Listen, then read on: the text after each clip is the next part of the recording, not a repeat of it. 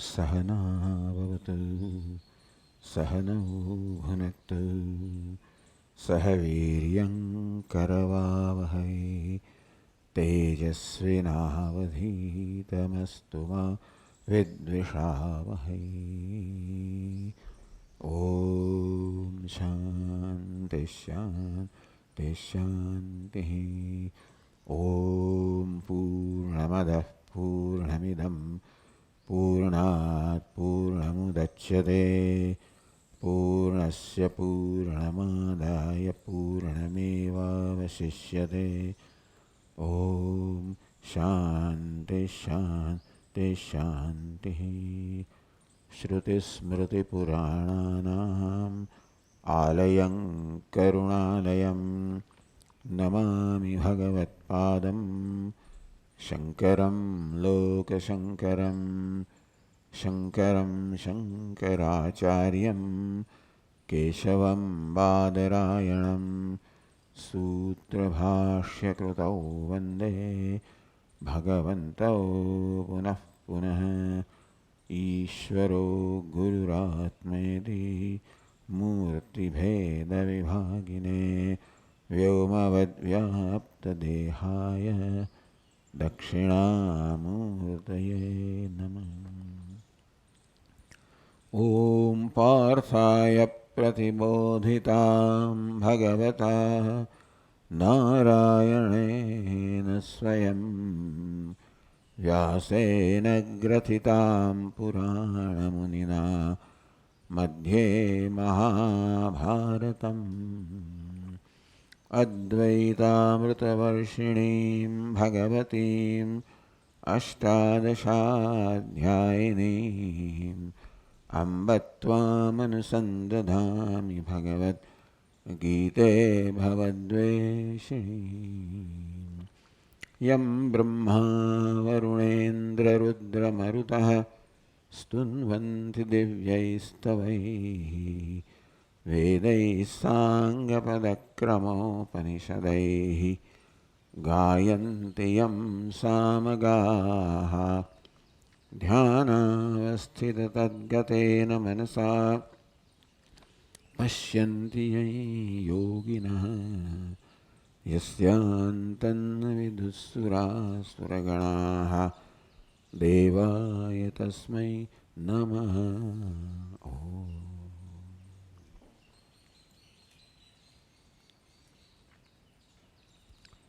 तस्मात् युध्यस्व Bharat.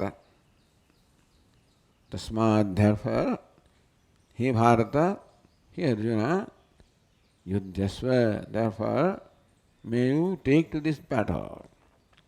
May you fight this battle. You should fight this battle. This instruction on the part of Lord Krishna is to Arjuna, whose condition we have been discussing in last two classes, where yesterday we said that Bhagavan Adi Shankaracharya says the Shoka and Moha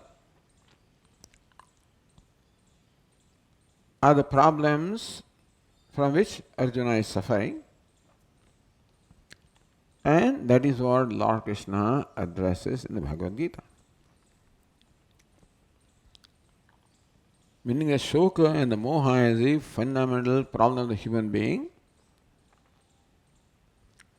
That is the source of all grief and sadness or sorrow. And therefore removing Shoka and Moha removes all the sadness, grief, sorrow in life. Person becomes liberated, becomes free. Vedanta says person does not become free, he is already free. Freedom is the very nature of the person, of human being, of a living being, of whatever it is the nature is completeness, wholeness, limitlessness, freedom. One does not enjoy the benefit of one's own true nature Because of the obstacle of shoka and moha. Shoka, grief or sorrow or sadness. Moha, aviveka, non-discriminating or wrong perception, wrong conclusion. These are what deprive human beings of the very benefit of his true nature. Looks like sorrow is the nature of the human being. Because usually I find myself sorrowing. The happiness of freedom is experienced now and then, momentarily. Just comes by chance and goes away. Therefore, my conclusion is that happiness is incidental. When some favorable incident happens, then I find myself happy. Otherwise, usually my mind is overcome by unhappiness of one kind or the other. And I have concluded that is my nature. So usually I am grieving. The grief may be expressed in words, in tears, or may not be expressed, but becomes evident in my behavior. Bhagavan Shankaracharya explains how a person suffering from shoka and moha, grief and delusion, shows the tendency of rejecting what is right for oneself, shows the tendency of rejecting what is right for oneself and embracing what is wrong for oneself. In every situation, there is something right for oneself. At the same time, there is something wrong also for oneself. This is the situation, typical situation for a human being for whom there is something right and wrong. For other creatures, there is nothing right and wrong. For the rest of the universe, of sentient and non-sentient beings, what is right for them. Because they do not have the free will. They do not have the freedom to make choice. Choice is already made for them. The whole nature is programmed to do what is right. The human being has a free will, and therefore the faculty to make a choice. Kartum shakyam, akartum shakyam, anyatha va kartum shakyam. In every situation, kartum shakyam, I have a freedom, a choice to do something. Akartum shakyam, choice of not doing something. Anyatha va kartum shakyam. When I choose to do something, then also I enjoy a certain freedom to do it in my way. This freedom is enjoyed by human being. And where there is freedom, is also responsibility. If freedom is exercised with responsibility, then freedom becomes a great blessing. On the other hand, the same freedom is accompanied with irresponsibility, aviveka, lack of right understanding. That freedom motivated by wrong understanding, then a person can make a mistake. Meaning that a person can do something which will hurt him or her. Thus by right choice, based on viveka, discrimination, A human being can help himself or herself, and by wrong choice, he or she can hurt the self. Thus, this freedom has the potential or the consequences of either helping the self or hurting the self.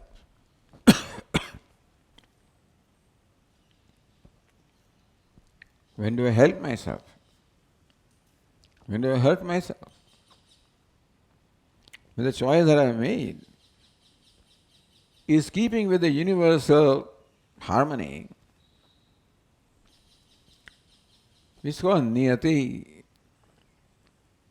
the universal law, universal harmony, also called dharma. When my choice is in keeping with dharma, niyati, harmony, universal law or order, universal order, which is existing. The whole universe is governed by an order, as our Puja Swami would say. If the choice that I make is in keeping with that order, that will be called a right choice. If the choice I make is in violation to that order, it is a wrong choice. With right choice, I help myself. With wrong choice, I hurt myself. So I am the one who has to help me because I am the one who can hurt myself. So Lord Krishna says, Uddaret Atmana Atmanam. You rescue yourself by yourself. You help yourself by yourself. Natmanam avasadayed. Because if you do not help yourself, Atma avasadanam, hurting the self will happen. One of the two will happen. Lift yourself by yourself. If you do not lift yourself, you are going to roll down a hill. When climbing a hill, I have to lift myself by myself against the force of gravity. If I do not do that, the gravity will pull me down. So there are forces in life called Rajas and Tamas. They will pull me down spiritually in terms of my peace and happiness. If I do not deliberately make the right choice, not only do I have to make the right choice, but show the conviction and determination to put the right choice in practice. There are always forces of Rajas and Tamas which prompt me to make the wrong choice. There are temptations. Generally, those temptations govern my mind, and I fall for those temptations. The temptation could be right also in some case. Usually, the temptation is wrong in the sense of hurting me. Therefore, usually a person falls for temptations and makes a wrong choice. So making the right choice and overcoming the pull of temptation, then exert one's own determination, conviction to assert what is right, Therefore, doing right is not that easy because it always involves asserting oneself against the forces of wrong, meaning temptations. So Bhagavan Adi Shankaracharya says, when a human being is suffering from shoka and moha, he shows a tendency of choosing what is wrong for him and discarding what is right for him. In traditional language, it would be said that the person has a tendency to give up his own dharma and person is tempted to follow the dharma of the other. Swadharma and paradharma. Swadharma, one's own dharma. What is dharma, we said? That choice and action which is in keeping a universal order. But Swamiji, what do I have to do with the universal order? What does it matter if I violate the order? The reality is that that universal order is my own self. The universal order is different from me. Therefore, when I violate the universal order, I am violating my own self. Thus creating a split within myself, a conflict within myself. So this tendency of choosing paradharma, dharma of what belongs to or what is right for someone else or what is wrong for oneself, one has the tendency to make that choice and give up swadharma, give up what is right for oneself.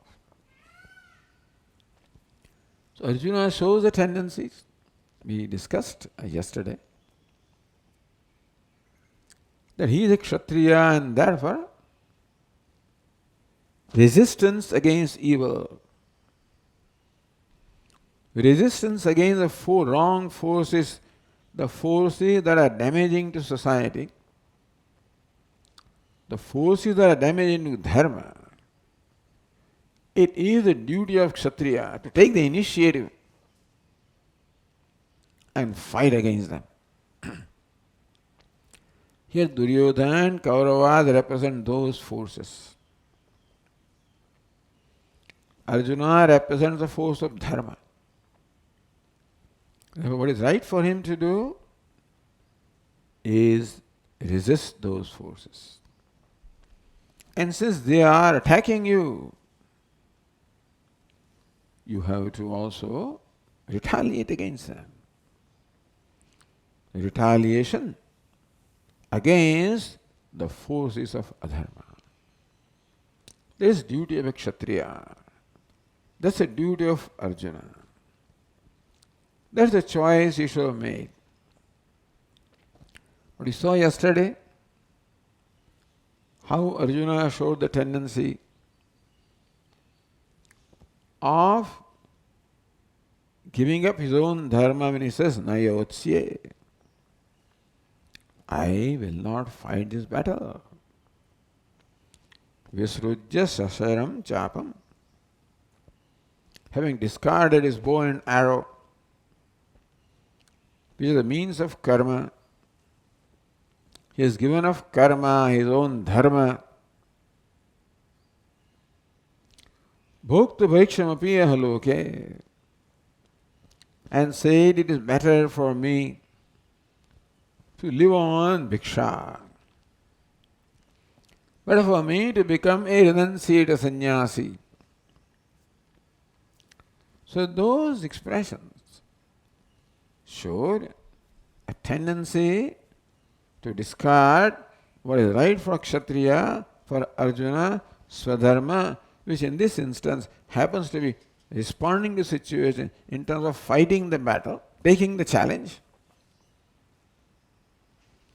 he showed a tendency to give up that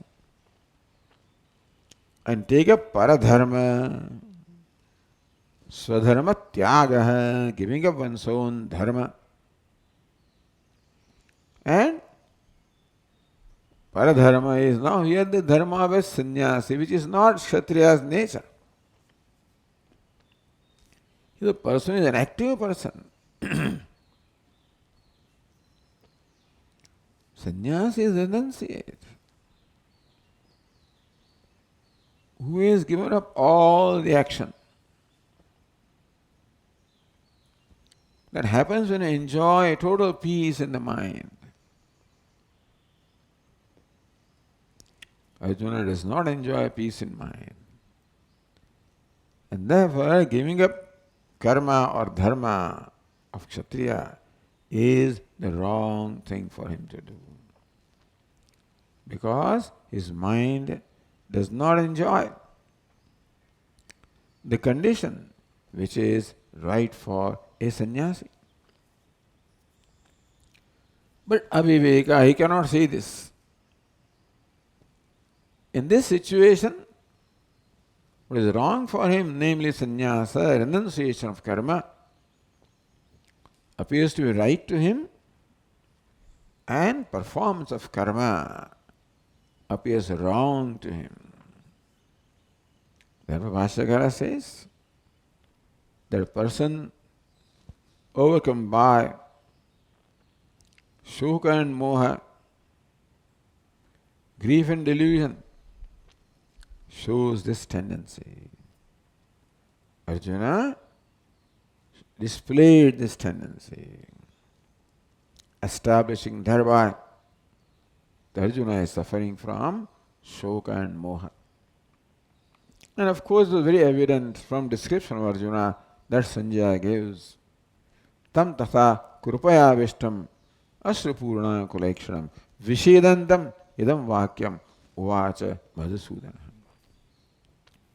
Tam tatha krupaya avishtam. One who is overcome by krupa, by pity.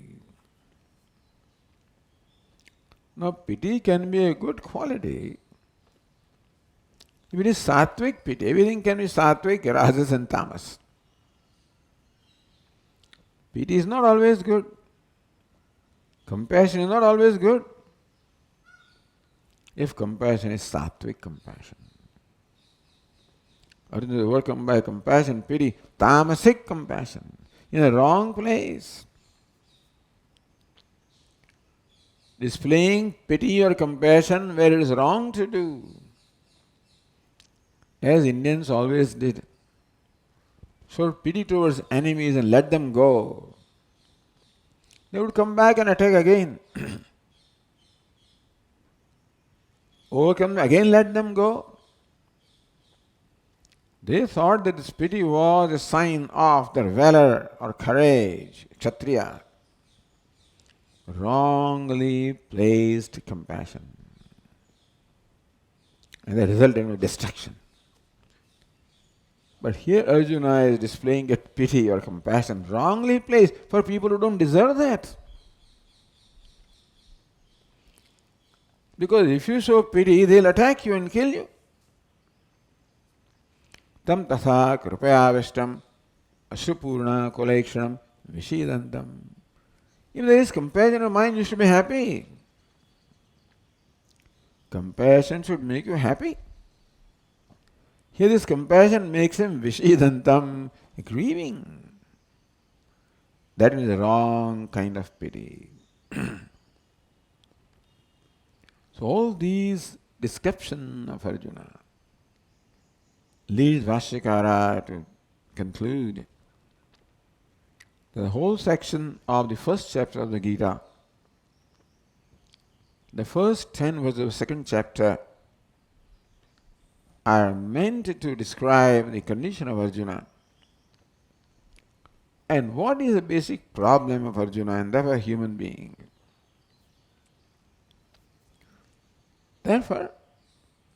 Lord Krishna addresses not only problem of Arjuna, he addresses the human problem.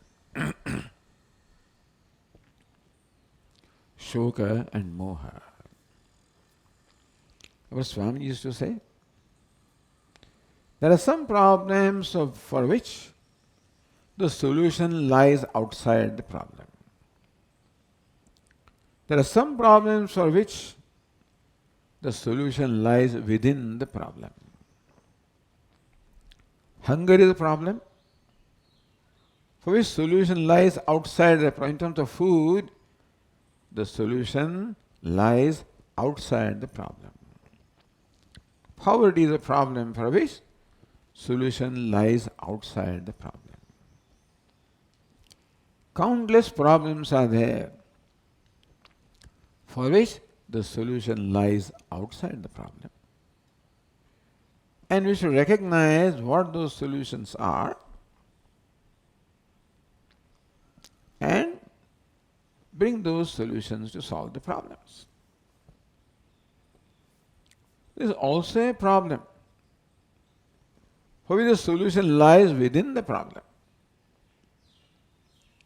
Give an example of, imagine a question mark made up of a number of small pieces. If all pieces are cluttered, then to make the question mark, the solution lies within the problem. We have to arrange those scattered pieces in such a way that we get a question mark. The solution of that problem is within the problem. So we should recognize what is the nature of problem. If we do not recognize the nature of problem, where solution lies outside the problem, we try to see within the problem. Where solution lies within the problem, we seek solution outside the problem.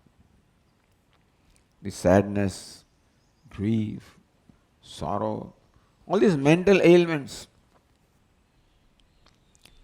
we generally seek the solution outside the problem.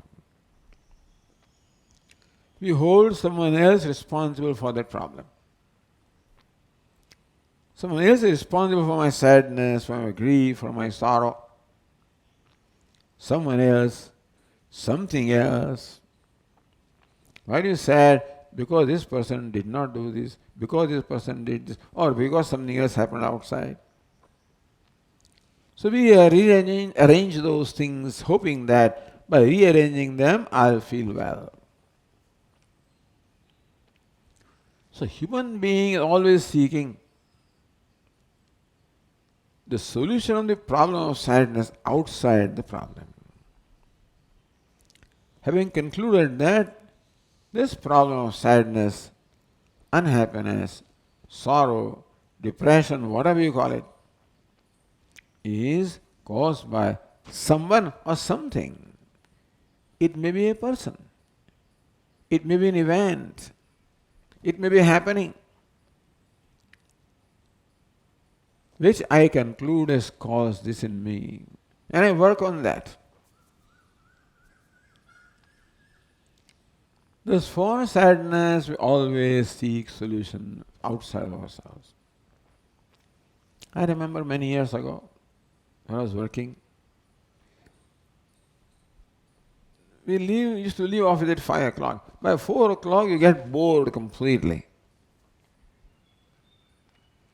And solution of boredom, what is it? A candy. I found myself making a tour to the ground floor. There is a dispenser, put a coin and a candy comes out and you munch the candy and you feel happy. So solution that boredom or unhappiness or sadness, always seeking the solution outside the problem. And that's what Arjuna is trying to do. He thinks the situation is responsible for his sadness, in which two important things come out. Amesham mama ete. I am theirs, they are mine. As a result of this battle, they'll all be killed. My swajanas, my dear and near ones, will all killed. What shall I do without them?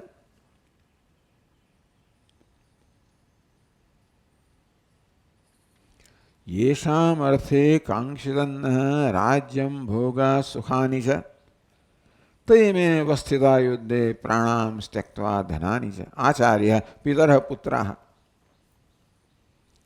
Acharya, the teacher, pitarah, the parents, or uncles, putraha, sons, etc.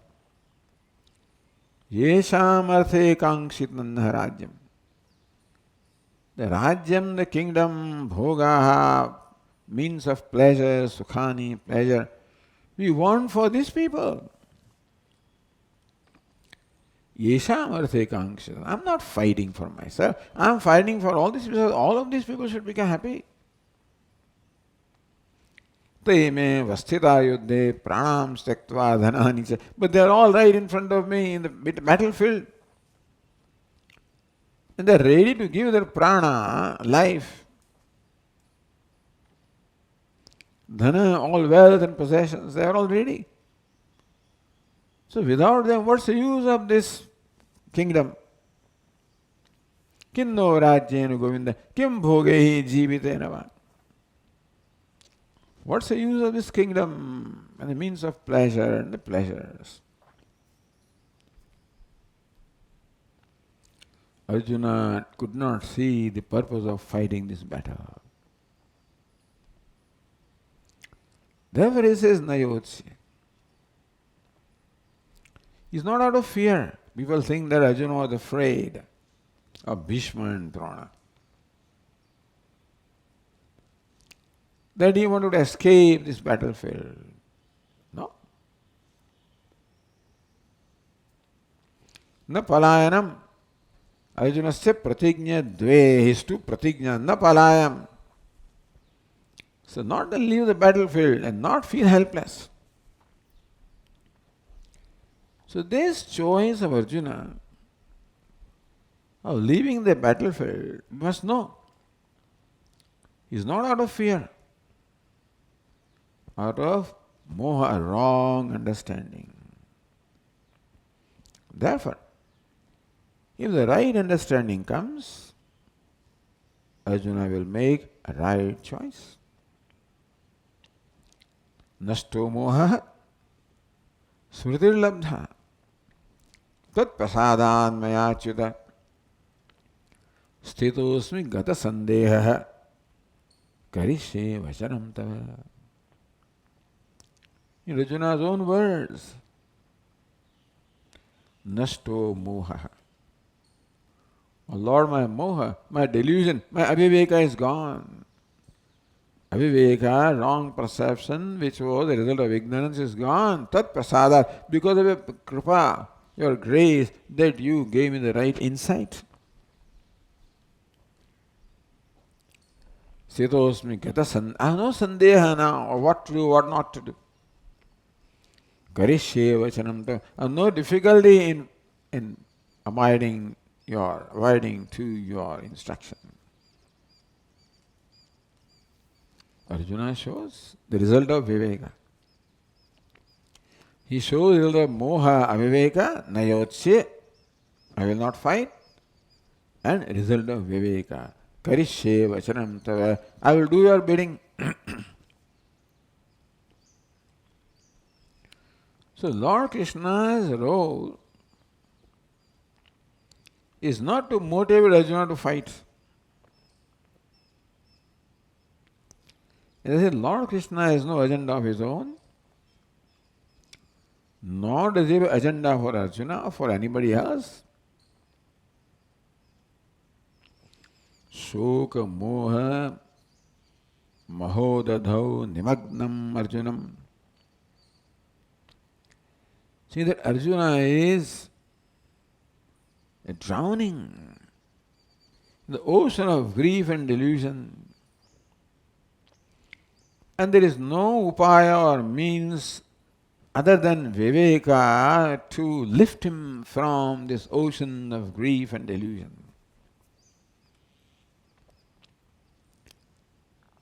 What all is happening to Arjuna, what happens to a human being, Vedanta explains, is all because of aviveka, wrong perception, wrong understanding. Not lack of understanding, because of wrong understanding. And every human being is born with aviveka, wrong understanding about one's own self, about life, about everything.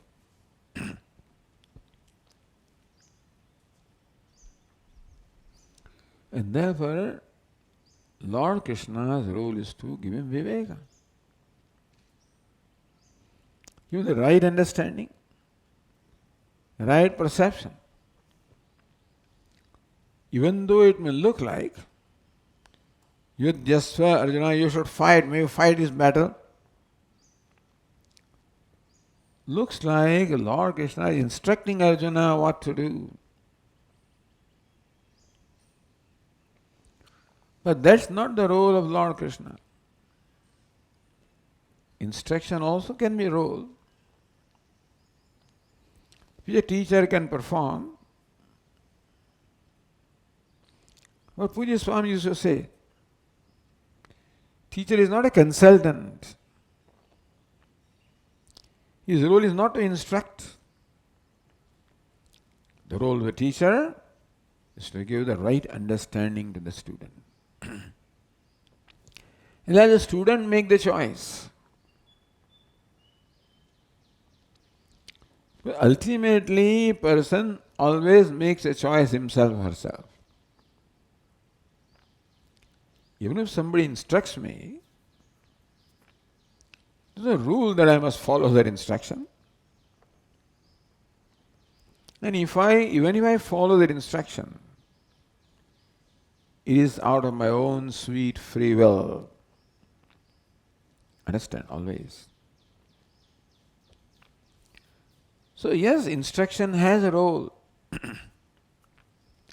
The whole Karmakanda section of Vedas is full of instruction, do's and don'ts, vidhi and nishedha.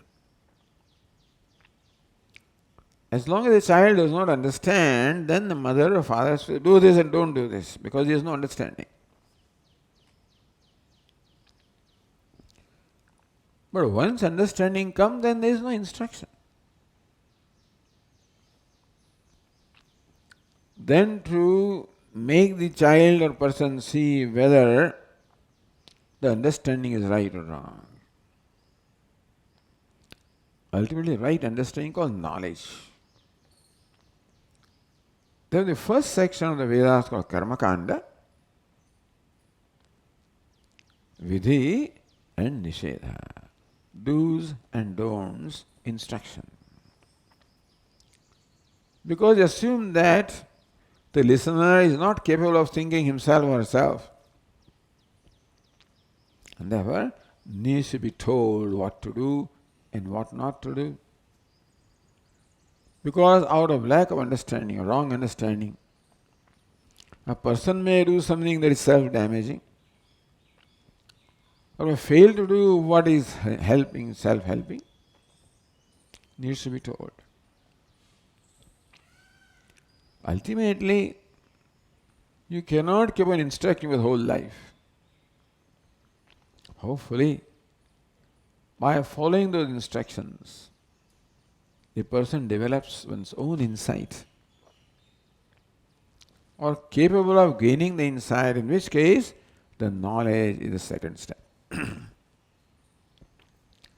So Bhagavad Gita is a text of knowledge, Upanishad, not text of instruction. TasmatYudhyasvaBharat. Hey Bharata, therefore you should fight the battle. Means sound like instruction on the part of Lord Krishna.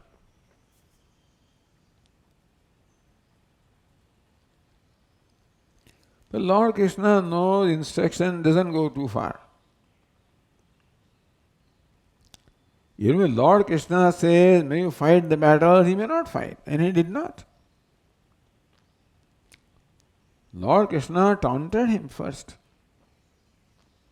ridiculed him. This does not behove of you, Arjuna. Showing this weakness of heart, but he did not do anything to Arjuna. So there is no rule. Just because you instruct somebody, that the person will follow instruction. Because that requires a certain amount of willpower. Arjuna has lost that. Overcome by tamas. So these words of Lord Krishna, TasmatYudhyasvaBharat, are not meant as instruction to Arjuna. Bhagavan Bhashyakar explains, they are meant only to remove the obstacle in the mind of Arjuna. Because of aviveka, wrong understanding, Arjuna was ready to make a wrong choice.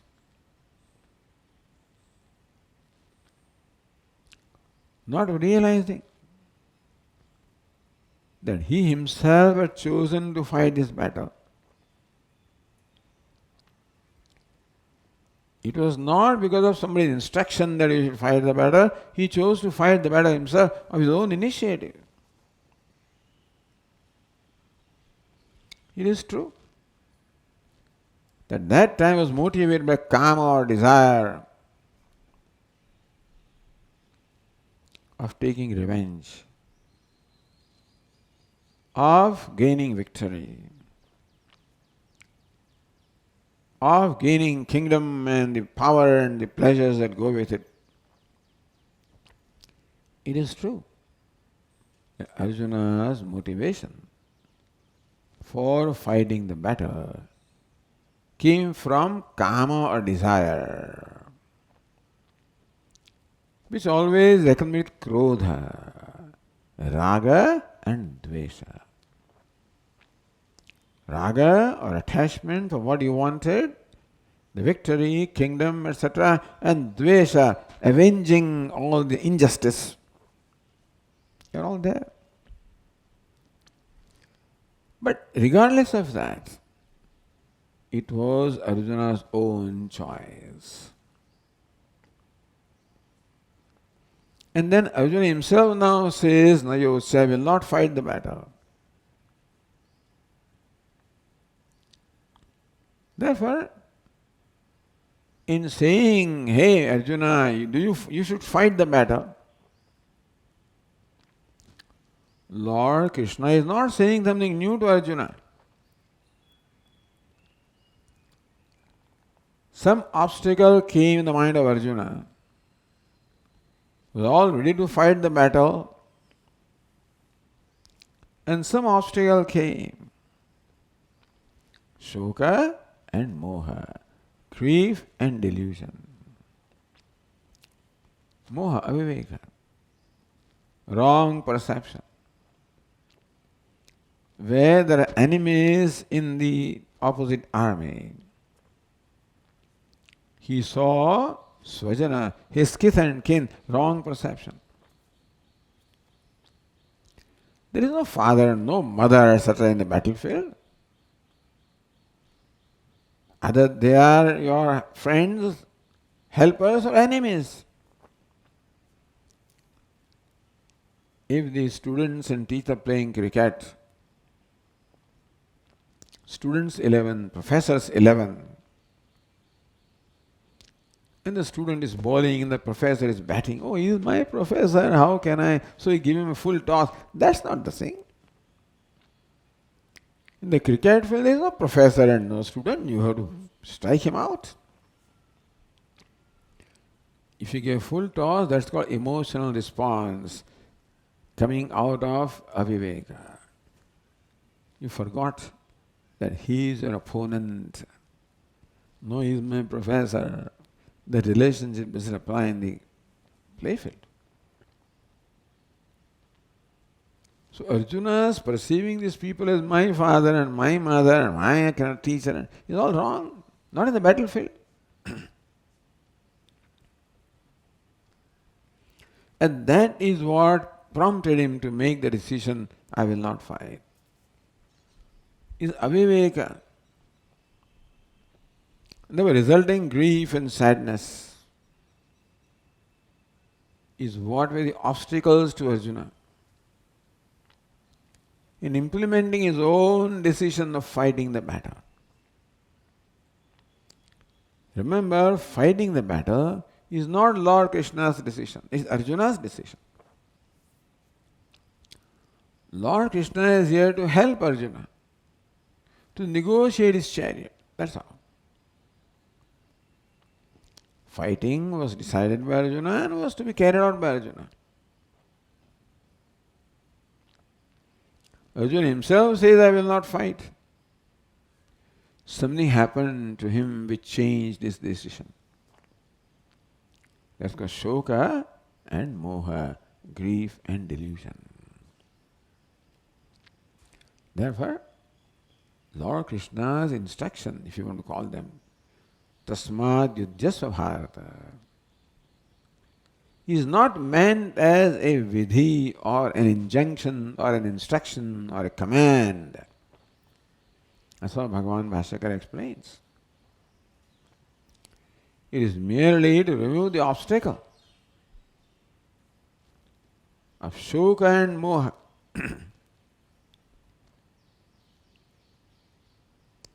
which prevented Arjuna to implement his own conviction. So this instruction, these words appear like instruction, yudhyasva, like a vidhi, like an injunction, like a command. Grammatically, these words are like command. But tatparya, the purport of these words, yudhyasva word, is not in command, is only in helping Arjuna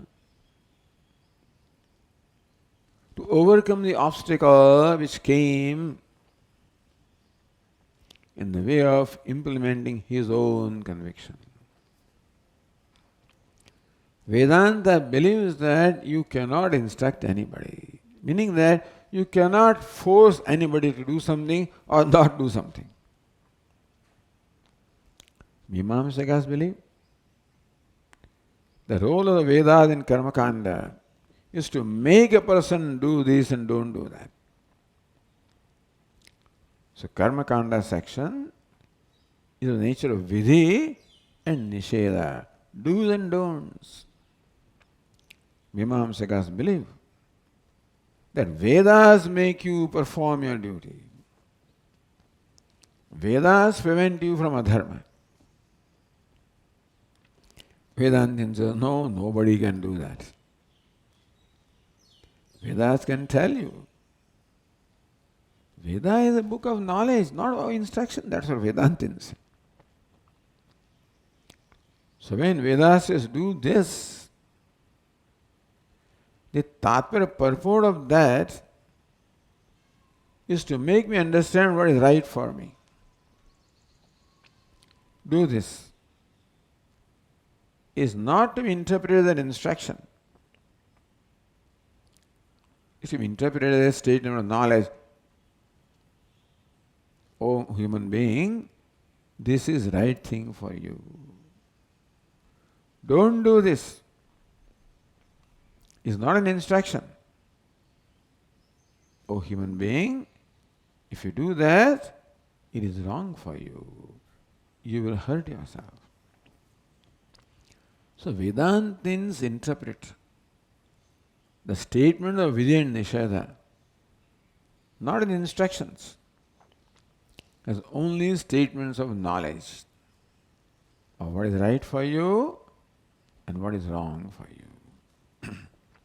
So also, this statement Yudhyasva grammatically looks like it is a statement of injunction, of command. Therefore, Arjuna, you should fight. All it means is that, hey Arjuna, fighting is beneficial for you and not fighting is hurtful to you.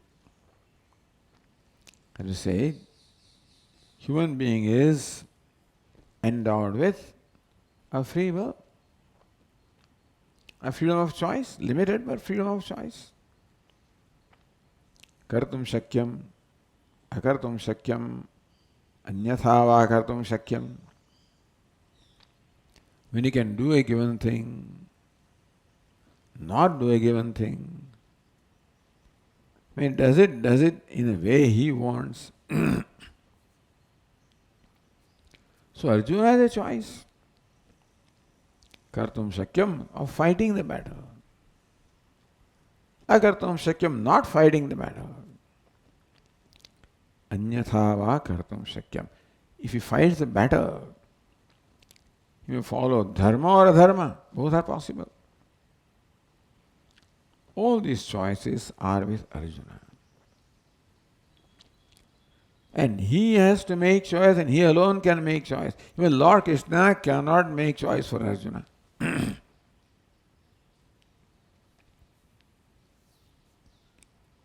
Lord Krishna can enlighten Arjuna that fighting the battle is the right thing for you. Taking life of sannyasa is the wrong thing for you. That's the job of a teacher. He's not a consultant.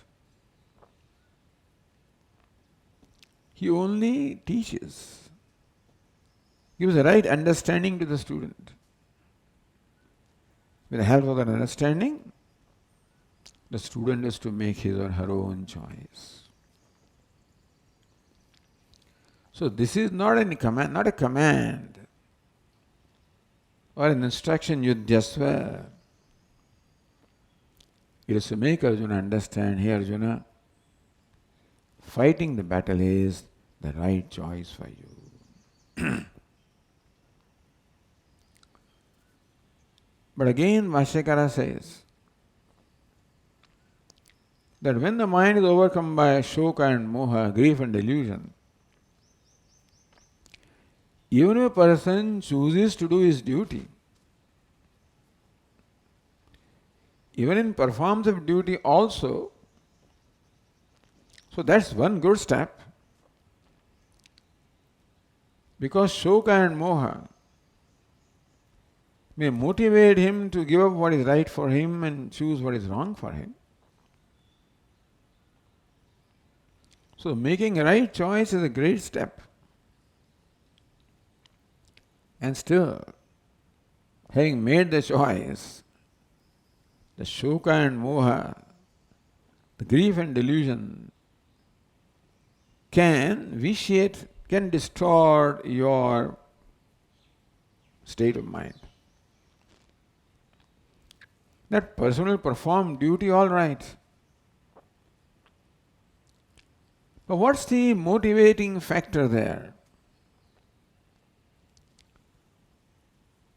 Performance of duty is not the motivating factor.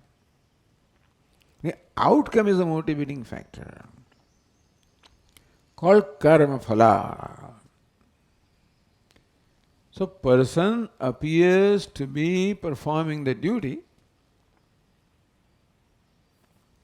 What motivates the person is not the spirit of duty. It is the personal benefit that performance of duty will bring about. We'll discuss what duty is. we will find that duty always involves sacrifice, a personal sacrifice. And a person becomes willing for personal sacrifice only when there is a higher cause in life. The moksha is the cause. If worldly pleasures are the cause, which is usually the case, that's how far a person can see the worldly gain and loss. The gratification of senses, the gratification of ego. Performing this action will bring about the objects of pleasure with which I will gratify my senses.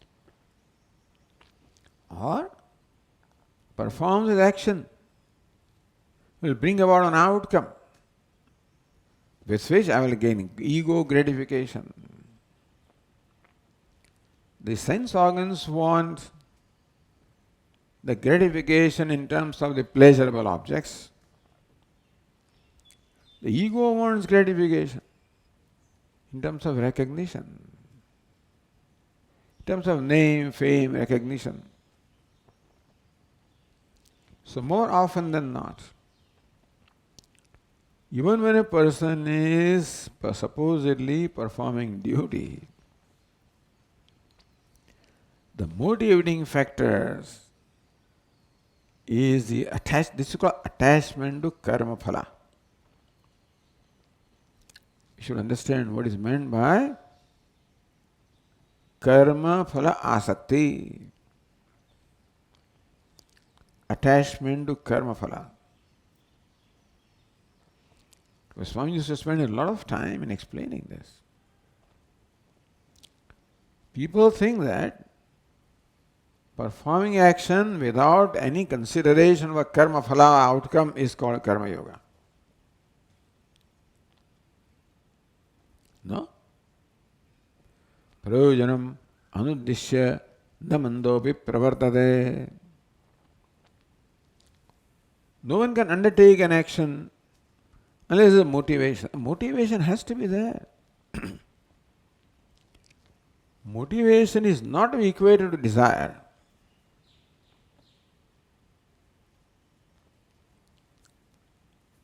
One requires motivation to perform any action. If the motivation is from the sense of duty, there is one motivation. Or the motivation can be the personal gain coming from the performance of this action. More often than not, that is the motivation. What is in it for me? What do I stand to gain or lose? If I do this, what will I gain? Or if I do this, what will I not lose? So, Shoka and Moha, Bhashyakara explains,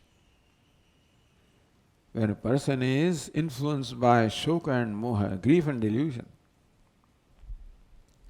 then even if the person chooses to perform the duty,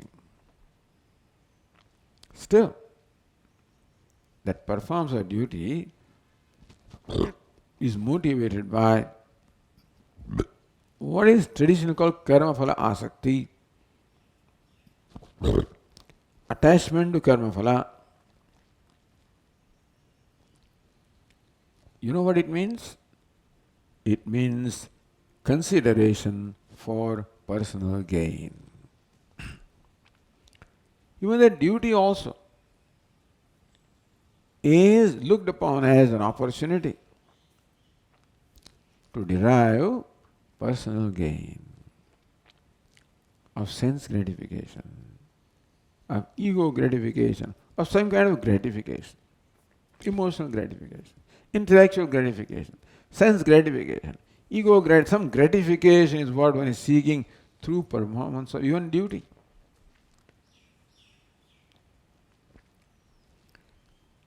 Thus, when One looks upon karma phala. Karma means action, phala means outcome. Karma phala means outcome of an action. How does person relate to karma phala? Understand that that relationship is first established before even performing karma. Meaning that when a person performs karma or action, already the relationship with the karma phala is established. Person looks forward to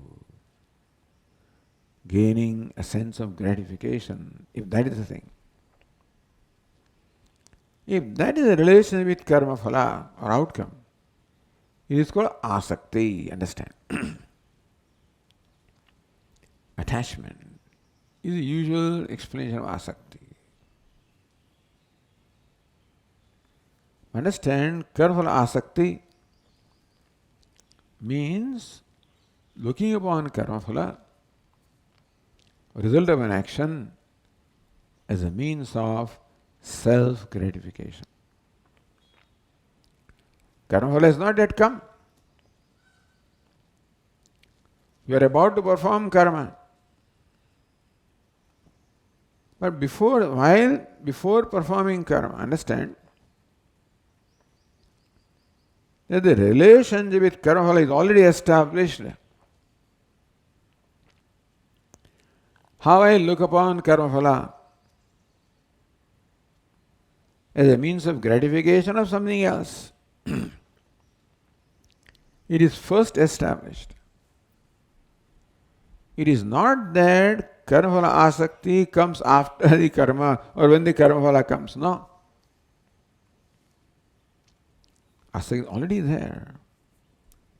Is that asakti that is the motivating force of karma? Usually. What do I stand to gain? What is in it for me? That's the consideration before performing karma. And that is what governs my performance of karma. So it's not karma, but the potential benefit to be derived from karma is what motivates me,